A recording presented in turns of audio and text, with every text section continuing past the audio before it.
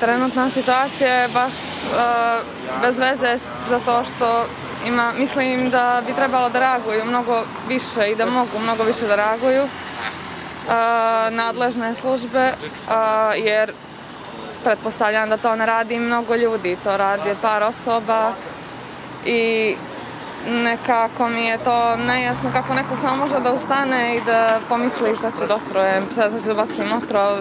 Ja razumijem da ljudima smetaju donekle lutalice i postoji problem, ali to je već ugrožavanje živih bića i nečijeg života, tako da baš je loša situacija. Ja imam lično psa i mnogo se cimam oko toga jer ne zna se sad nikuda je prosuto ni ništa, ali nadam se da će se nešto raditi po tom pitanju. Mislim da je katastrofa što se to dešava i što nema nikoga da reaguje. Nije potrebno ni uputiti apel za to da već treba neko da reaguje, nego toliko se i apeluje iz MVO, organizacija i tako dalje i niko ništa ne radi po tom pitanju. Samo mislim da treba neko da obrati pažnju da su i oni živa bića i da im se pomogne. Da li vi imate psa? Ja nemam psa, ja imam malu bebu. Da nemam bebu imala bih psa, jer je to i potpuno isto. Mislim, isto je u smislu te ljubavi. Naravno, svako ko može da ima psa, treba da ima psa jer je to najbolji prijatelj čovjekom. To je to. Hvala puno. Kako komentarišem, to je žalosno.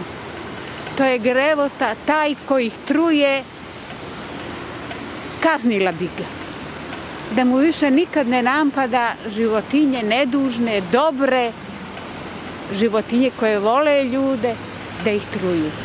Ne znam šta drugo. Ja kad sam to čula na televiziju, ja sam se zaplakala.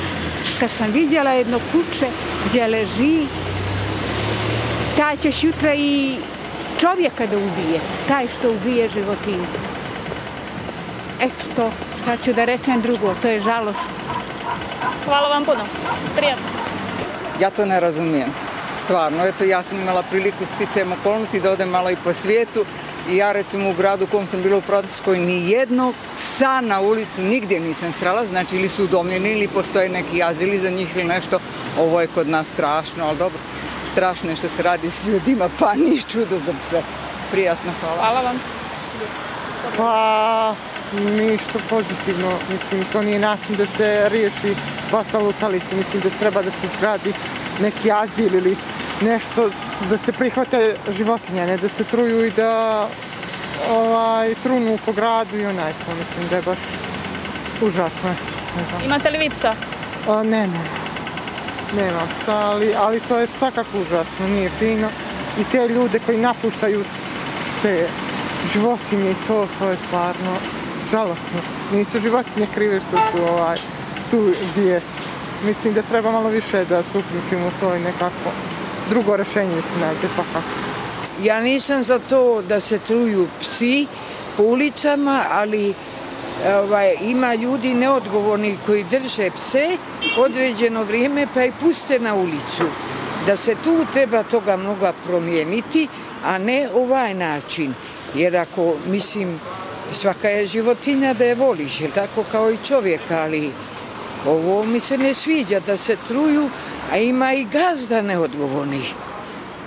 Eto, tako to mislim. Kako mislite da se to pitanje može riješiti? Pa da se riješi sa ovim azilom, sa ljudima da su odgovorniji, tako da se priča. Ima načina drugi, ne ovo je zadnji način. Ja ne znam za to.